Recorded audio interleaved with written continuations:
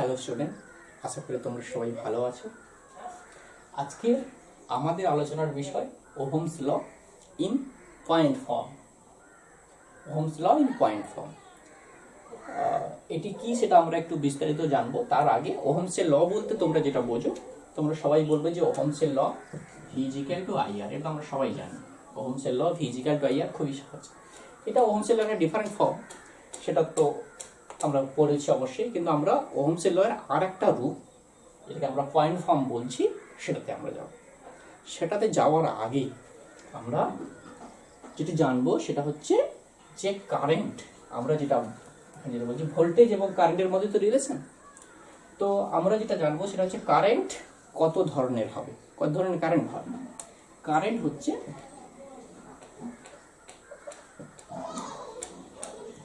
Number one, আমরা একটাকে বলছি কন্ডাকশন কারেন্ট।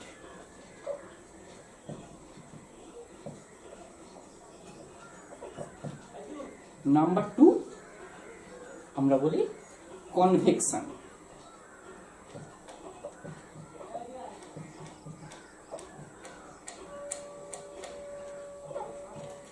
নাম্বার থ্রি আমরা বলছি ডিসপ্লেসমেন্ট কারেন্ট।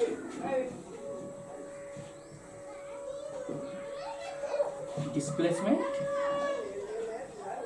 কারেন্ট। তো আমরা প্রথমে আমরা যেটা জানবো সেটা হচ্ছে কন্ডাকশন কারেন্ট, নেক্সট আমরা জানবো কনভেকশন কারেন্ট, নেক্সট আমরা জানবো ডিসপ্লেসমেন্ট কারেন্ট। এখন এই তিনটে কারেন্ট কি সেই সম্বন্ধে আমরা একটু জানার চেষ্টা করব যে এই তিনটে অ্যাকচুয়ালি কি। এখন কন্ডাকশন কারেন্টের বেলায় আমরা যে এক্সপ্রেশনটি পাবো সেটি হচ্ছে আমাদের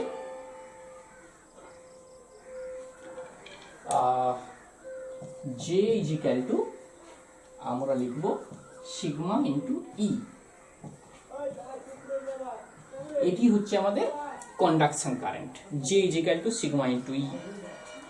এবং দ্বিতীয় ক্ষেত্রে কনভেকশন কারেন্ট, এখানে আমরা যেটা পাবো J is equal to rho into ই।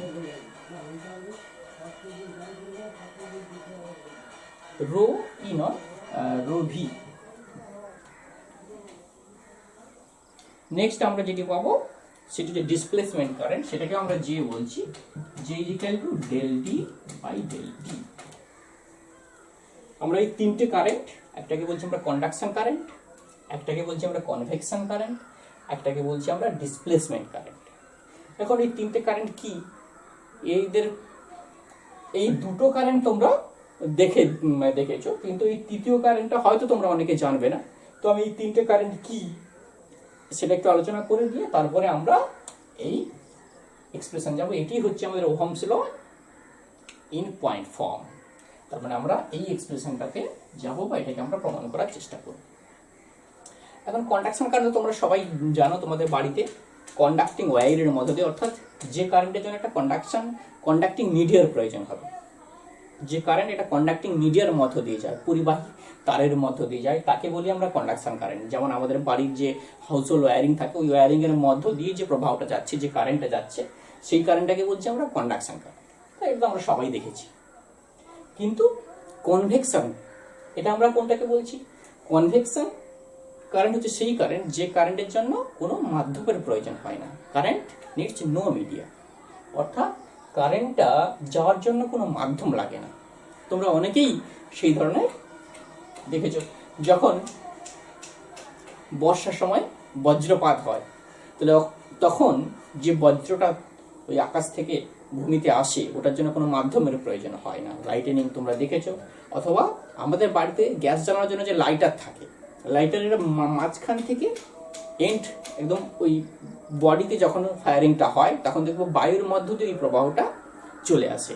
অথবা কোথাও যখন ফায়ারিং হয়, দুটি তারের মধ্যে যখন ফায়ারিং হয়, তার দুটো সংস্পর্শে আসার অনেক আগেই একটা তার থেকে আরেকটা থেকে উচ্চ বিভব থেকে নিম্ন বিভবের দিকে ইলেকট্রনগুলো তীব্র গতিতে ছুটে যায়, তার ফলে কিন্তু এই প্রভাবটা হয়। সেই ধরনের প্রভাবকে বলছি আমরা কনভেকশন কারেন্ট, সেই প্রভাবটাকে বলছি। এখন আমরা আসবো ডিসপ্লেসমেন্ট কারেন্ট। এটি কি জিনিস? ডিসপ্লেসমেন্ট কারেন্ট হচ্ছে যে সময়ের সঙ্গে সঙ্গে যদি কোথাও একটা আধান জমা হতে থাকে, তাহলে ওই charge density per unit time এই যে সময়টা হচ্ছে সেটাকেও আমরা সেই প্রবাহটাকে বলছি আমরা ডিসপ্লেসমেন্ট কারেন্ট। যেমন মনে করো যে একটা ক্যাপাসিটর আছে আমাদের, ক্যাপাসিটর তো বেসিক্যালি দুটো পাত। এখন এই দুটি পাতকে যদি আমরা একটা ব্যাটারির সাহায্যে যুক্ত করে দিই, আমরা একটা ব্যাটারির সাহায্যে যুক্ত করি, তাহলে কি হবে? তাহলে দেখবো সময়ের সঙ্গে সঙ্গে আমরা দেখবো এই পাত্রীতে ধনাত্মক আধানের যে ডেনসিটি আস্তে আস্তে আস্তে দেখো সময়ের সঙ্গে সঙ্গে বাড়ছে। তাহলে এখানে একটা কারেন্ট আমরা বলবো যে কারেন্ট আইজিক্যালকে আমরা কি জানি ডিকিউ বাই ডিটি, অর্থাৎ সময়ের সঙ্গে সঙ্গে চার্জ ডেনসিটির মান যে হারে পরিবর্তিত হচ্ছে সেটাই হচ্ছে আমাদের, সেটাকেই বলছি আমরা ডিসপ্লেসমেন্ট কারেন্ট। ডিসপ্লেসমেন্ট কারেন্টের আরো একটা উদাহরণ তোমরা হয়তো পরের দিকে দেখে থাকবে, সেটি হচ্ছে অ্যাম্পিয়ার সার্কুইটাল ল। অ্যাম্পিয়ার সার্কুইটাল ল এর ক্ষেত্রে আমরা কি দেখেছি? আমরা দেখেছি যে কোনো তারের মধ্য দিয়ে যখন প্রবাহ যায় তখন তার সেই তারটির চারদিকের কোন একটা চারদিকে চুম্বক ক্ষেত্র তৈরি হয়। তারের মধ্য দিয়ে যখন প্রবাহ যায়, আমি ধরে নিই তারের মধ্য দিয়ে আই প্রবাহ যাচ্ছে, তাহলে এই প্রবাহের জন্য তারের চারদিকের অঞ্চলে একটা চুম্বক ক্ষেত্রের সৃষ্টি হয়। এখন যদি তোমাকে বলা হয় যে এর থেকে আর দূরত্বে পি একটি বিন্দুতে চুম্বক ক্ষেত্রের রাশিমালা ক্যালকুলেশন করতে হবে, সেই ক্ষেত্রে আমরা কি করব? আমরা এখানে এর চারদিকে একটা লুপ অঙ্কন করি এবং এই ক্ষেত্রে আমরা যে এক্সপ্রেশন লিখি integration B dot D L equal to I penetrating লিখি আমরা, বা আই কনস্ট্যান্ট বা আই পেনিট্রেটিং লিখবো আমরা, আই পেনিট্রেট। অর্থাৎ এই তারের মধ্য দিয়ে যে প্রবাহ যাচ্ছে যেটা কনস্ট্যান্ট, সেই প্রবাহের জন্য এখানে যে চুম্বক ক্ষেত্র, সেই চুম্বক ক্ষেত্রটা আমরা সেই চুম্বক ক্ষেত্র যদি আমরা বি বলি তাহলে আমরা লিখবো B dot D L equal to I penetrating, যেখানে আইটাকে বলছি আমরা এই তারের মধ্যে যে প্রবাহ যেটা কনস্ট্যান্ট থাকতে হবে। এখন এইখানে যে ঘটনাটা হচ্ছে, যেখানে অ্যাম্পিয়ার সার্কুইটাল ল তখন প্রয়োগ করা সম্ভব যখন এই তারের মধ্যে যে প্রবাহটা কনস্ট্যান্ট থাকে। এখন এর একটা ব্যতিক্রম আছে, যে যদি তারের মধ্যে দিয়ে প্রবাহটা কনস্ট্যান্ট না থাকে তাহলে কিন্তু এই সূত্রটা প্রযোজ্য নয়।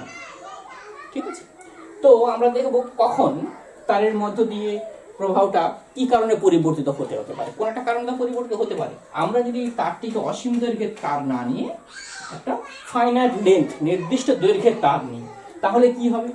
তাহলে আমরা দেখব যে সময়ের সঙ্গে সঙ্গে দেখব যে আমরা ধরছি এই দিকে প্রবাহটা যাচ্ছে, তাহলে প্রবাহটা যাওয়ার সঙ্গে সঙ্গে সঙ্গে আমরা দেখব এখানে এসে এই ধনাত্মক আধানগুলো আস্তে আস্তে চারদিকে কি হতে থাকবে? জমা হতে থাকবে। অর্থাৎ এখানে সময়ের সঙ্গে সঙ্গে একটা চার্জ ক্রিয়েট হচ্ছে, সময়ের সঙ্গে সঙ্গে চার্জ ডেনসিটি হচ্ছে। তাহলে এখানে এই চাপ প্রবাহের জন্য এখানে আমরা কি দেখব? একটা কারেন্ট, মানে এই তারের মধ্য দিয়ে একটা অতিরিক্ত একটা কারেন্ট হচ্ছে। সেই কারেন্টের জন্য এখানে যে চুম্বক ক্ষেত্রের মান কিন্তু ভ্যারি করে যাচ্ছে, চুম্বক ক্ষেত্র কিন্তু কনস্ট্যান্ট থাকছে না। সেই ক্ষেত্রে কিন্তু আমরা অ্যাম্পিয়ার সার্কুইটাল লটা প্রয়োগ করতে পারি না। তাহলে এখানে যে কারেন্টটা হচ্ছে এই কারেন্টটাকে বলছি আমরা ডিসপ্লেসমেন্ট কারেন্ট, এবং সেটাকে আমরা del D by del T rho G equal to আমরা কি লিখব? Del D by del T, এই হিসাবেও আমরা ওটিকে লিখতে পারি। এই গেল আমাদের ডিসপ্লেসমেন্ট কারেন্ট। তো আমাদের আজকের আলোচনার বিষয় conduction current, J is equal to sigma E, এটাকে আমরা বলছি Ohm's law in point form. তো আমরা এই সমীকরণটা প্রমাণ করব এবং ওর আগে আরো কিছু দেখব আমরা।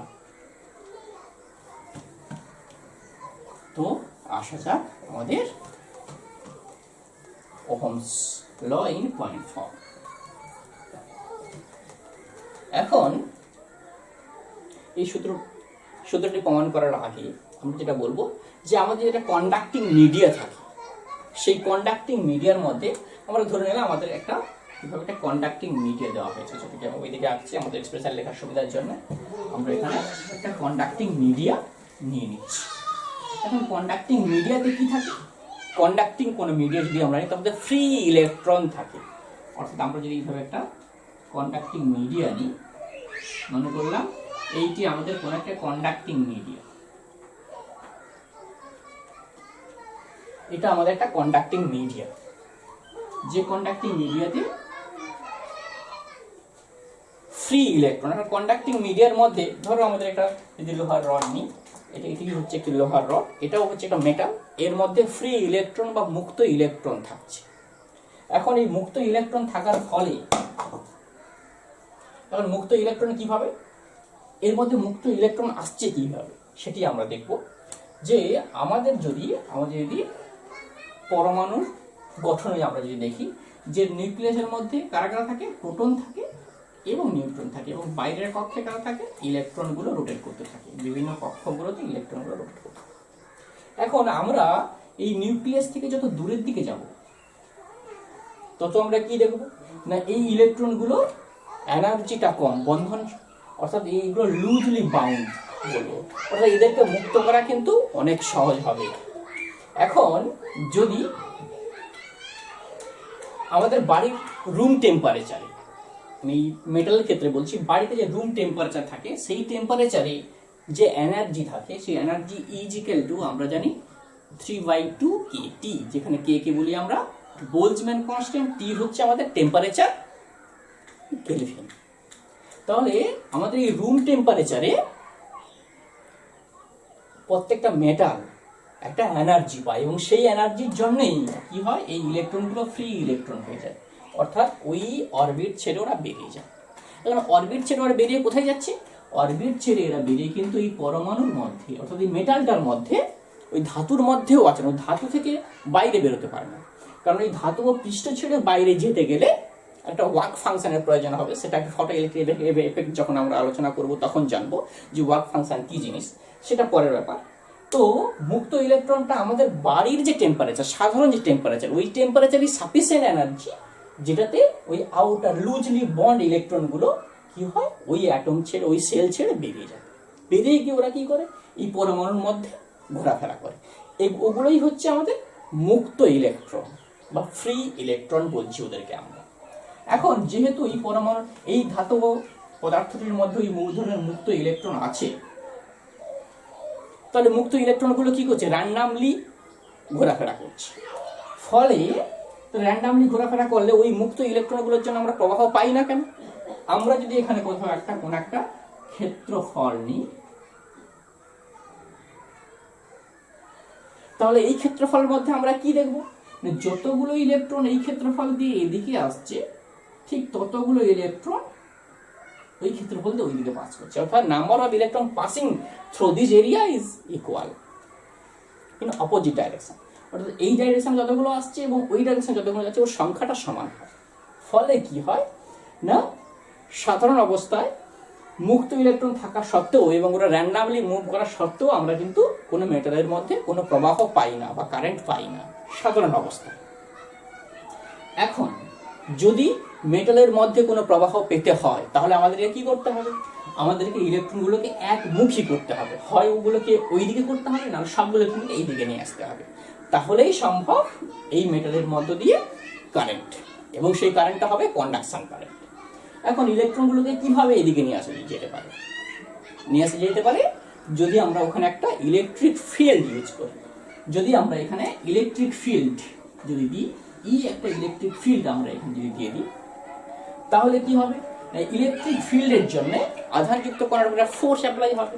সেই ফোর্সের মান কত, সেই ফোর্সের মান আমরা পেয়েছি F = Q × E, অর্থাৎ প্রত্যেকটা ইলেকট্রনের উপরে একটা ফোর্স অ্যাপ্লাই হবে। তার মানে আমরা যদি এইদিকে ধনাত্মক দিই ইলেকট্রিক ফিল্ডে, এইদিকে যদি ঋণাত্মক আমরা দিয়ে থাকি, তাহলে কি হবে, ইলেকট্রনগুলোর একটা ফোর্স অ্যাপ্লাইড হবে।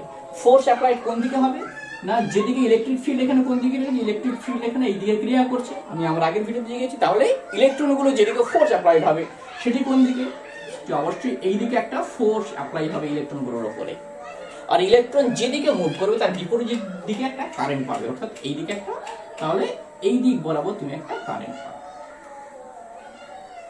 তাহলে সেই কারেন্টই হবে আমাদের কন্ডাকশন কারেন্ট। এখন আমরা যেটি দেখব সেটি হচ্ছে যে ইলেকট্রনগুলোর উপরে যখন ফোর্স অ্যাপ্লাইড হচ্ছে তখন এই ফোর্সের ফলে কি হচ্ছে সেটা আমরা দেখব। দেখো যে ইলেকট্রনগুলোর উপরে যখন ফোর্স অ্যাপ্লাই হচ্ছে তখন কি হবে, ইলেকট্রনগুলো এই দিকে একটা অ্যাক্সিলারেটর হবে, কারণ বল প্রয়োগ হলে ইলেকট্রনগুলোর একটা ত্বরণ সৃষ্টি হবে। এখন সেই ত্বরণের রাশিমালা কি হবে? কারণ ত্বরণ ইজিক্যাল টু আমরা যদি অ্যাক্সিলারেশন কি এ বলি, তাহলে এই ইজিক্যাল টু আমরা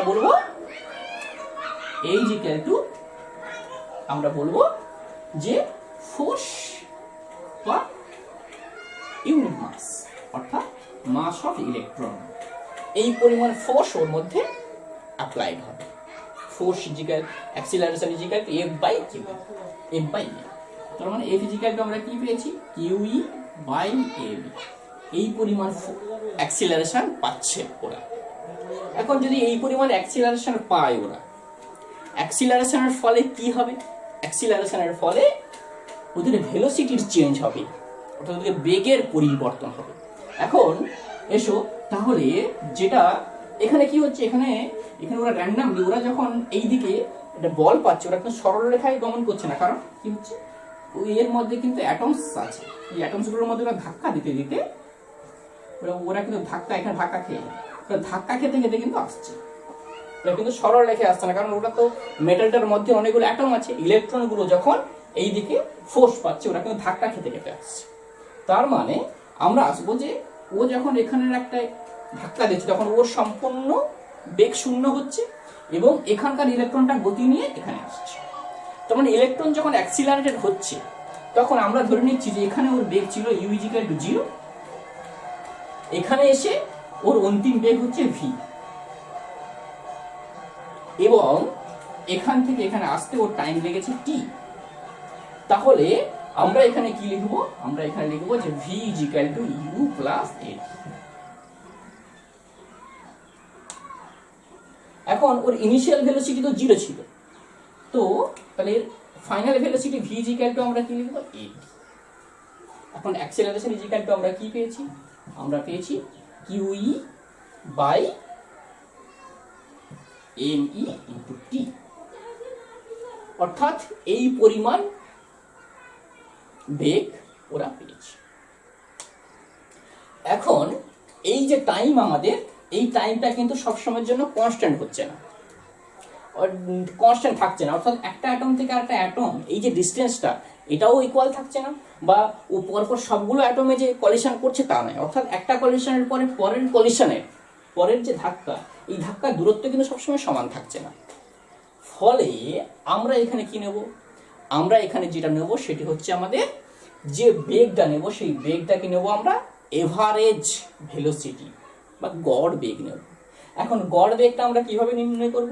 গড় বেগ আমরা নির্ণয় করব ভি এভারেজ ইজিক্যাল টু, আমরা লিখব initial velocity 0, final velocity by 2, 0 plus Q E by M into T by 2। অর্থাৎ এদের এভারেজ ভেলোসিটি কি হলো? এটাকে আমরা ভিডি বলি। তাহলে ভিডি ইজিক্যাল টু আমরা কি পেয়েছি? Half Q E by M E, বা এটাকে আমরা এইভাবে লিখছি 2 এম ই ইন্টু টি। অর্থাৎ ওরা এই পরিমাণ বেগ নিয়ে এই দিকে আসছে। এটা আমরা পেয়েছি ওই ইলেকট্রনের বেগ। এখন এসো যে ইলেকট্রনগুলো বেগ পাওয়ার ফলে ইউনিট টাইম বা 1 সেকেন্ড সময়ে ওরা কতটা পথ যাচ্ছে সেটি আমরা নির্ণয় করব। যে আমরা মনে করলাম যে 1 সেকেন্ড সময় পরে ইলেকট্রনটা এই সারফেস থেকে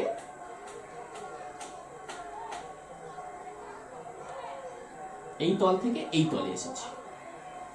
তাহলে 1 সেকেন্ড সময়ে ও যে ডিস্টেন্স কভার করেছে সেই দূরত্ব কত? সেই দূরত্ব ভিডি ইন্টু টি, ভিডি ইন্টু 1। তার মানে এইখান থেকে এই দূরত্ব আমরা পাচ্ছি ভিডি ইন্টু 1 বা ভিডি। তাহলে 1 সেকেন্ড সময়ে ইলেকট্রনটা এখান থেকে এখানে এসেছে। কতটা দূরত্ব এসেছে? ভিডি ডিস্টেন্সও কভার করেছে। কারণ আমরা কি জানি? VD is equal to X by T. তার মানে X is equal to VD into T. এখানে 1 সেকেন্ড সময়ে যে দূরত্ব যাচ্ছে এক্স ইজ ইকুয়াল টু আমরা কি পাচ্ছি? এক্স ইজ ইকুয়াল টু আমরা পাচ্ছি ভিডি। এখন যখন এই জায়গার একটা ইলেকট্রন এই তল থেকে এই তলে এসেছে, তখন এর মাঝখানের যে ইলেকট্রনগুলো ছিল সেই ইলেকট্রনগুলো কোথায় গেল? সেইগুলো এই তলকে অতিক্রম করে এইদিকে চলে গেছে। তাহলে আমাদেরকে দেখতে হবে যে আমরা যদি ধরে নিই যে এই আয়তনের মধ্যে, যে ছোট্ট আমরা আয়তনটা পেয়েছি, ছোট্ট আয়তনের মধ্যে n সংখ্যক ইলেকট্রন আছে পার ইউনিট ভলিউমে, একক আয়তনে পার ইউনিট ভলিউম। অর্থাৎ একক আয়তনে যে পরিমাণ, যে সংখ্যক ইলেকট্রন আছে সেটা যদি আমরা n ধরে নিই, তাহলে আমরা দেখব যে এই আয়তনটার মধ্যে কত সংখ্যক ইলেকট্রন ছিল সেইটা আমরা। প্রথমে আমাদের কাজ হবে এর একটা আয়তন নির্ণয় করা। এখন আমরা আয়তনটি নির্ণয় করে নেবো যে ওর আয়তন কত। দেখো, ওটা যদি এরিয়া এ হয়, এই অংশে যদি এরিয়া এ হয় এবং ডিস্টেন্স যদি ভিডি হয়, তাহলে ওই অংশের যে আয়তন হবে সেই আয়তনকে যদি আমরা ভি বলি, তাহলে ভি যে ক্যালটো আমরা কি পাবো? আমরা এইটার এরিয়া এ ইন্টু ভি। তাহলে এই আয়তনের মধ্যে কত সংখ্যক ইলেকট্রন ছিল? নাম্বার অফ ফ্রি ইলেকট্রন, সেই সংখ্যাটা হবে, সেটাকে যদি আমরা ক্যাপিটাল এন বলি, সেই সংখ্যাটা কত? তাহলে এই আয়তনে, একক আয়তনে যদি এন হয়, তাহলে এই আয়তনের মধ্যে হবে এন এ ভি ডি। এই সংখ্যক ইলেকট্রন, এইটার মধ্যে এত সংখ্যক ইলেকট্রন ছিল। এখন এই সংখ্যক ইলেকট্রন যখন এই দিক দিয়ে মুভ করেছে, তখন কি পরিমাণ আধান ওখান থেকে মুভ করেছে, সেই আধান যদি আমরা কিউ বলি, তাহলে কিউ ইজ ইকুয়াল টু আমরা কি জানি? এন ইন্টু ই জানি। তাহলে আমরা মানটা বসিয়ে দিচ্ছি। আমরা পাচ্ছি এন ইন্টু ই। এন এর মান আমরা কি পেয়েছি? স্মল এন এ ভিডি, এটা অবশ্যই ভিডি ইন্টু ই। অর্থাৎ আমরা এখানে যে পরিমাণ আধান পেলাম সেই আধানের রাশিমালাটা আমরা পেয়েছি এন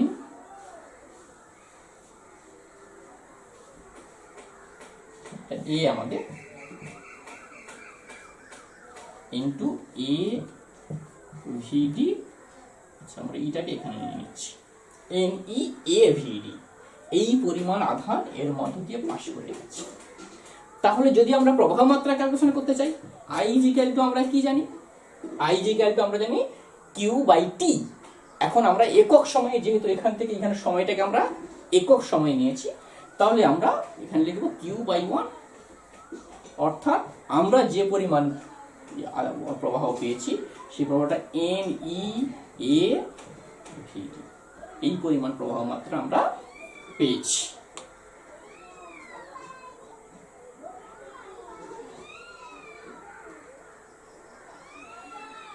এখন যদি আমরা ভিডির মানটি এখানে বসিয়ে দিই, ভিডি ইজ ইকুয়াল টু, আমরা যদি এখানে বসিয়ে দিই, তাহলে আমরা কি পাচ্ছি? ভিডি ইজ ইকুয়াল টু আমরা কি পেয়েছিলাম?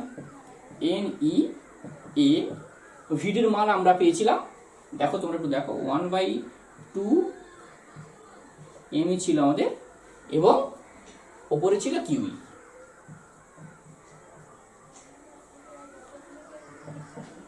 মাস অফ ইলেকট্রন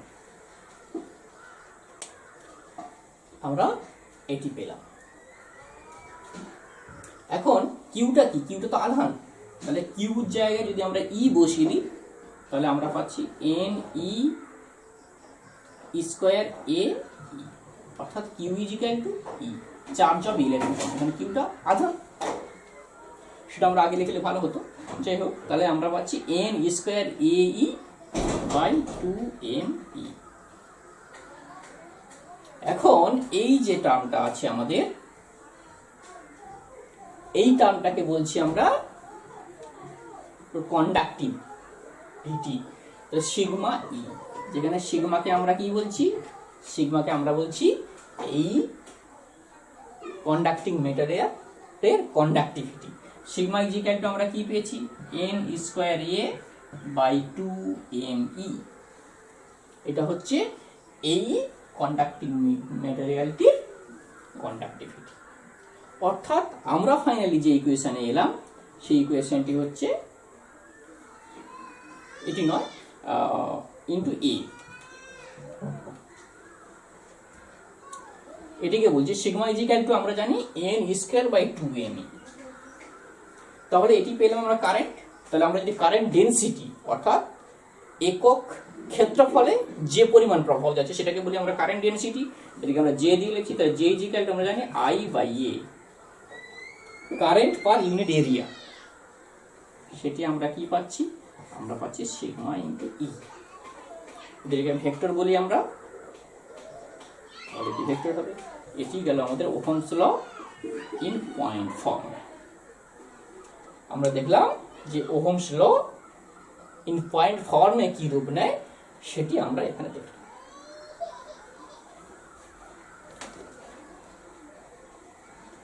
এখন আমরা এখান থেকে যদি আমরা ওহমসের অ্যাকচুয়াল যে লটি ছিল সেটা ভি ইজিক্যাল টু আই আর, আমরা ওহমসের ল এর আরেকটি রূপ জানি, সেটি হচ্ছে ভি ইজিক্যাল টু আই আর। যদি আমাদের এই সমীকরণটি এখান থেকে নিয়ে আসতে বলা হয় তাহলেও আমরা খুব সহজ এখান থেকে নিয়ে আসতে পারি। কিভাবে নিয়ে আসতে পারি, আমরা এখানে পেয়েছি J is equal to sigma into E, যেখানে সিগমাকে বলছি আমরা কন্ডাক্টিভিটি, সিগমা ইজিক্যাল টু আমরা এখানে 1 বাই রেসিস্টিভিটিও লিখতে পারি কিন্তু ই, কারণ আমরা জানি sigma equal to 1 by rho, যেখানে রো কে বলছি ওই কন্ডাক্টিং মেটেরিয়ালের রেসিস্টিভিটি বা রোধাঙ্ক, 1 বাই রোধাঙ্ক, এটাকে আমরা কন্ডাক্টিভিটি বলি। তাহলে আমরা পেয়েছি 1 by rho, J is equal to আমরা পেয়েছি 1 বাই রো ইন্টু ই, এটাও আমরা লিখতে পারি। এখন আমরা এখান থেকে জে ইজিক্যাল টু কি জানি, লিখতে পারি আই বাই এ লিখতে পারি আমরা, যেখান থেকে আমরা লিখতে পাচ্ছি আই ইজিক্যাল টু, তাহলে আমরা পেয়েছি ই এ বাই রো। আর আই ইজিক্যাল টু আমরা কি জানি, আমরা জানি ভি ইজিক্যাল টু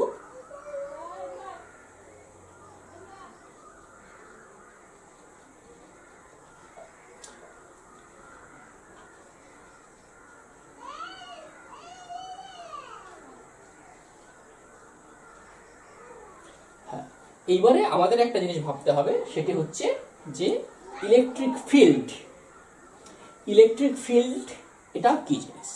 ইলেকট্রিক ফিল্ডকে আমরা দুভাবে ডিফাইন করতে পারি, একটা হচ্ছে আমাদের চার্জ ই ইজিক্যাল টু আমরা বলবো ভোল্টেজ পার ইউনিট লেন্থ, অর্থাৎ একক দৈর্ঘ্যে যে পরিমাণ পোটেনশিয়াল হবে সেটাকেও আমরা ইলেকট্রিক ফিল্ড বলি। ইলেকট্রিক ফিল্ডের ডেফিনেশন আমরা জানি এটা ইজিক্যাল টু আমরা জানি ভোল্টেজ পার ইউনিট লেন্থ। তাহলে এর জায়গায় আমরা ওই মানটা বসাতে পারি যে ভোল্টেজ পার ইউনিট লেন্থ যদি বসিয়ে দিই তাহলে আমরা কি পাবো এখান থেকে V into A by rho into L, কারণ আমরা এই সমীকরণটি জানি অলরেডি যে electric field is equal to voltage per unit length DV by DX, অর্থাৎ এটি থেকে আমরা লিখতে পারি যে V rho L by A. তাহলে আমরা কি পেলাম, এই সমীকরণটি আমাদের হয়েছে আর,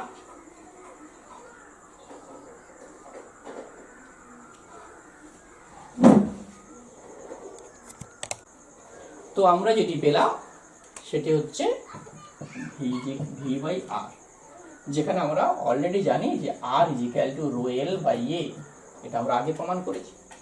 অর্থাৎ আমরা যেটা পেলাম সেটি হচ্ছে আমাদের V is equal to I into R. তাহলে আমরা দুটি প্রমাণই করলাম, একটা হচ্ছে ওহমস ল পয়েন্ট ফর্ম, এবং সেখান থেকে কিভাবে আমরা ওহমসের অ্যাকচুয়াল লতে আসবো সেটিও আমরা এলাম, এবং ওহমসের ল ইন পয়েন্ট ফর্মের ফরমেশনও আমরা করলাম। এখন আমরা ওহমসের ল এর ক্ষেত্রে এই যে সমীকরণটা পেয়েছি ভি ইজিক্যাল টু আই আর, তাহলে যেখান থেকে আমরা আর ইজিক্যাল টু কি লিখতে পাচ্ছি, আর ইজিক্যাল টু পাচ্ছি ভি বাই আই। এখন আমাদের একটা কোশ্চেন আছে, তাহলে বলো যেখানে রোধ ওই কন্ডাক্টিং মেটেরিয়ালের যে রোধ হবে সেই রোধ কারেন্ট এবং ভোল্টেজের উপর নির্ভরশীল হবে কি হবে না, স্বাভাবিকভাবে আমরা জানি যে কোনো কন্ডাক্টিং মিডিয়ামের রোধ এর দুই প্রান্তে যদি বিভব প্রভেদ পরিবর্তন করা হয় তাহলে প্রবাহ মাত্রা পরিবর্তন হবে, কিন্তু কন্ডাক্টিং মিডিয়ামের রোধের কোনো পরিবর্তন হবে না। অর্থাৎ রোধ একটা নির্দিষ্ট কন্ডাক্টিং মিডিয়ার ক্ষেত্রে তার রোধটা নির্দিষ্ট থাকবে। যেমন আমরা যদি এই লোহার রডটি নিই, তাহলে এই লোহার রডের যদি আমরা দু প্রান্তের বিভব প্রভেদকে আস্তে আস্তে বাড়াতে থাকি তাহলে কিন্তু রোধ কিন্তু অপরিবর্তিত থাকবে। কিন্তু আমাদের এই সমীকরণ কি বলছে? আমাদের এই সমীকরণ বলছে যে ভি বাই আই, অর্থাৎ ভি এবং আই এই সমীকরণের এক্সপ্রেশন থাকলেও রোধ কিন্তু ভি এবং আই এর উপর নির্ভর করে না।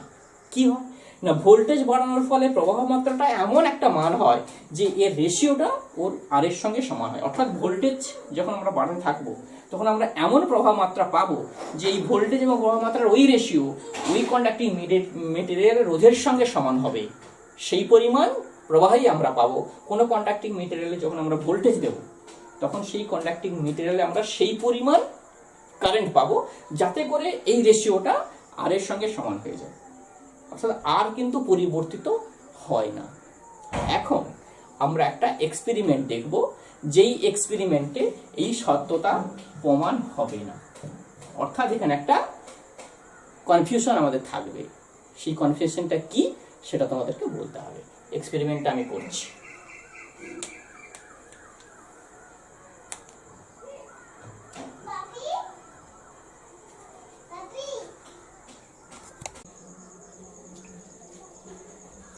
তো এক্সপেরিমেন্টটি আমরা শুরু করছি। তবে এই ধরনের এক্সপেরিমেন্ট কেউ বাড়িতে করার চেষ্টা করবে না, কারণ এটি সরাসরি এসি ভোল্টেজ এখানে দেওয়া হচ্ছে, যে কোনো সময় এটিতে শক খাওয়ার ভয় থাকতে পারে। তো আমি জাস্ট তোমাদের বোঝানোর জন্য এই ধরনের একটা এক্সপেরিমেন্ট করছি, কেউ বাড়িতে চেষ্টা করবে না। আমরা জাস্ট এর রেজাল্টটা নিয়ে অ্যানালাইসিস করব, সেটা করার জন্য আমরা জাস্ট এই এক্সপেরিমেন্টটা করছি। এখন আমরা কি করেছি, আমি পুরো এক্সপেরিমেন্ট এখানে দেখাতে পাচ্ছি না, মানে যে এবারে যে মিটারগুলো আছে ভোল্টেজ, ভোল্ট মিটার এবং অ্যামিটার, সেটা দেখাতে পাচ্ছি না। আমরা এখানে কি করতে চলেছি, আমরা এখানে আমাদের যে ট্রান্সফরমার দেওয়া হয়েছে এই ট্রান্সফরমারের সাহায্যে আমরা কি করব, এর ভোল্টেজটাকে ভ্যারি করাতে থাকবো। ভোল্টেজটাকে ভ্যারি করিয়ে প্রত্যেক ক্ষেত্রে আমরা এখানে আমাদের দেওয়া আছে একটি ভোল্ট মিটার এবং সেই সঙ্গে একটি অ্যামিটার। ভোল্ট মিটারের সাহায্যে আমরা এই বাল্বটি কত ভোল্টেজের লাইনের সঙ্গে যুক্ত থাকছে সেইটা আমরা মেজার করব। সেই সঙ্গে আমরা যেটি মেজার করব সেটি হচ্ছে এই বাল্ব এর মধ্য দিয়ে কি পরিমাণ প্রবাহ মাত্রা যাচ্ছে। ওহমসের ল কি বলছে, যে যেহেতু এখানে যে কন্ডাক্টিং মিডিয়াটা আছে সেটা অপরিবর্তিত থাকছে, তাহলে যদি আমরা ভোল্টেজ ভ্যারি করাতে থাকি তাহলে কারেন্টটা আস্তে আস্তে করে ভ্যারি করবে, কিন্তু ভোল্টেজ এবং কারেন্টের রেশিও যেটাকে বলছি এই বাল্বের রোধ, সেটা কনস্ট্যান্ট থাকা উচিত। সেটা থাকে কিনা সেটি আমরা বোঝার জন্যই জাস্ট এই এক্সপেরিমেন্টটা করছি। তো আসা যাক আমাদের এই পরীক্ষাতে, আমরা শুরু করছি। শক খাওয়ার ভয় থাকতে পারে, আমি খুব সাবধানে এটা করার চেষ্টা করছি। তো প্রথমে আমরা কি করছি, আমরা স্টেপ ডাউন ট্রান্সফরমারের ভোল্টেজটাকে আমরা আস্তে আস্তে করে চেঞ্জ করছি। প্রথমে তোমরা শুধু এই বাল্বের উজ্জ্বলতাটা দেখো, আমি এখান থেকে ভোল্টেজ এবং কারেন্টের মানটি বোর্ডে লিখছি। প্রথমে আমরা কোনো একটি মানে এটাকে রাখছি। দেখো এটির উজ্জ্বলতা দেখো, এবং এই মুহূর্তে আমরা এই আমাদের মিটার থেকে ভোল্টেজ পেয়েছি 96 ভোল্ট। তো আমরা এখানে লিখে দিচ্ছি, আমাদের এখানে ভোল্টেজ পেয়েছি কত, 96 ভোল্ট। এবং কারেন্টের মান আমরা কি পেয়েছি, আমাদের অ্যামিটার থেকে আমরা কারেন্টের মান পেয়েছি 0.28 অ্যাম্পিয়ার। 0.28 অ্যাম্পিয়ার প্রথম ক্ষেত্রে। ঠিক আছে, এইবারে আমরা কি করছি, স্টেপ ডাউন ট্রান্সফরমারের স্টেপ আপ করছি, ভোল্টেজটাকে আর একটু আমরা ইনক্রিজ করে দিচ্ছি। যখন আমরা ভোল্টেজটা আর একটু ইনক্রিজ করেছি, দেখো আগের থেকে উজ্জ্বলতা কিন্তু পরিবর্তিত হয়েছে। এখন আমরা যে মানটি পেয়েছি, যেখানে ভোল্টেজের মান আমরা পেয়েছি 158 ভোল্ট, এবং এই মুহূর্তে আমাদের মিটার প্রবাহ দেখাচ্ছে 0.34 অ্যাম্পিয়ার। 0.34 অ্যাম্পিয়ার। নেক্সট আমরা যেটাতে আসছি, আমরা স্টেপ আরো একটু আপ করে দিচ্ছি এবং এর উজ্জ্বলতাকে ম্যাক্সিমাম উজ্জ্বলতায় নিয়ে যাচ্ছি। এখন আমাদের ভোল্টেজ আমরা দিয়েছি 220 ভোল্ট, সর্বোচ্চ মান আমরা দিয়েছি 220 ভোল্ট, এবং এই মুহূর্তে আমরা যে অ্যাম্পিয়ার পেয়েছি সেটি হচ্ছে 0.41 অ্যাম্পিয়ার। দেখো আমাদের আর একবার আমি এক্সপেরিমেন্টটা করে দেখাচ্ছি যে তোমাদের এর শুধু তোমরা উজ্জ্বলতার দিকেই লক্ষ্য করো, উজ্জ্বলতার কোনো পরিবর্তন হচ্ছে কিনা।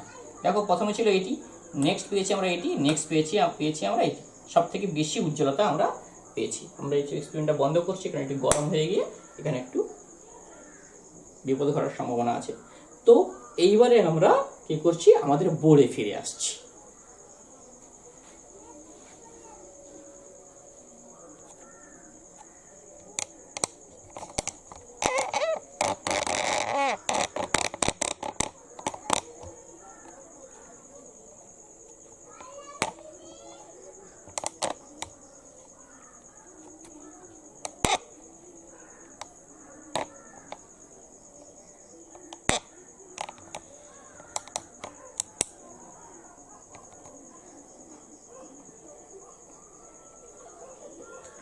তো আমরা প্রথম ক্ষেত্রে এইবারে আমরা কি করছি, আমরা একটু এই রেজিস্ট্যান্সগুলোকে একটু ক্যালকুলেশন করে নিচ্ছি যে কত কত আসে আমাদের। রেজিস্ট্যান্সগুলো ক্যালকুলেশন করার চেষ্টা করছি।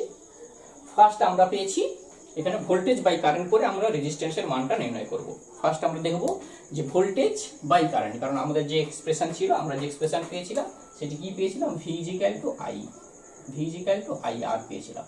তাহলে R = আমরা পাচ্ছি V/I, মানে ভোল্টেজকে আমরা প্রবাহ মাত্রা দিয়ে ডিভাইড করার ফলে মানটাকে পাচ্ছি। ফার্স্ট আমরা যেটা নিচ্ছি 96 ডিভাইডেড বাই 0.28, আমরা পেয়েছি এইখানে যে রোধ পেয়েছি R = আমরা কি পেলাম, আমরা পেলাম 342.85 ওহম। দ্বিতীয় ক্ষেত্রে আমরা ভোল্টেজ পেয়েছি, কারেন্ট পেয়েছি। তাহলে ভোল্টেজ বাই দ্বিতীয় ক্ষেত্রে যদি আমরা ভোল্টেজ বাই কারেন্ট করি 158 ডিভাইডেড বাই 0.34 = আমরা কি পেয়েছি, আমরা এখানে যে R পেয়েছি, R = আমরা পেয়েছি 464.70 অ্যাম্পিয়ার ওহম।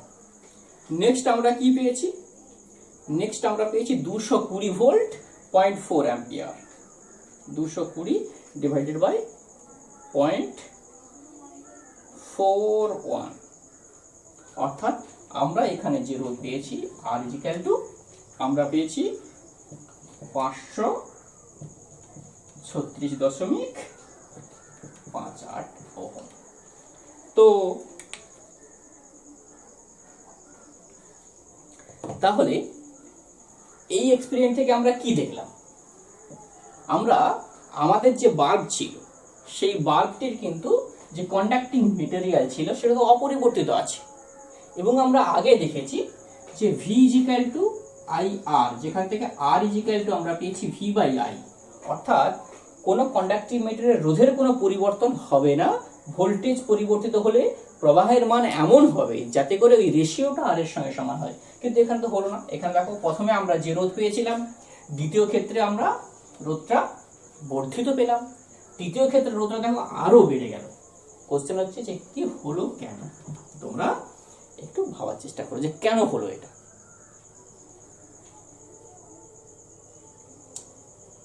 তো এর উত্তরটা আমি দিয়ে দিই যে কেন হয়েছে এটা। দেখো এটা যখন আমরা এই এক্সপেরিমেন্টটা করি তখন আমি বারবার তোমাদেরকে বলেছিলাম যে বাল্বের উজ্জ্বলতার দিকে একটু খেয়াল করো। দেখো যখন আমরা ভোল্টেজটা বাড়িয়েছি সঙ্গে সঙ্গে কি হয়েছে, ওই বাল্বের উজ্জ্বলতা কিন্তু আস্তে আস্তে করে বেড়েছে। এখন বাল্বের উজ্জ্বলতা বেড়েছে মানে কি, বাল্বটার মধ্য দিয়ে ইলেকট্রনগুলো উচ্চ গতিতে গেছে, মানে ঘর্ষণ হয়েছে অনেক বেশি, ফলে ওখানে তাপ উৎপন্ন হয়েছে বেশি।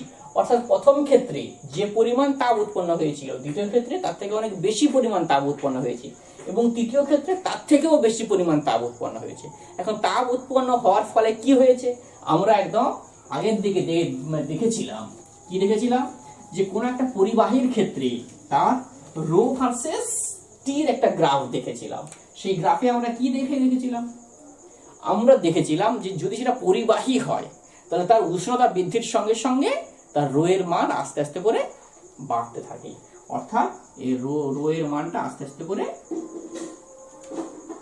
বেড়েছে। অবশ্যই এটা এখান থেকে নয়, আরো উপর থেকে এইভাবে ওর যে রোধ আস্তে আস্তে করে সময়ের যখন আমরা এখান থেকে টেম্পারেচার বাড়িয়েছি, উষ্ণতা বাড়ানোর সঙ্গে সঙ্গে কি হয়েছে, ওর রোধাঙ্ক বেড়েছে বা ওর রোধ বেড়েছে।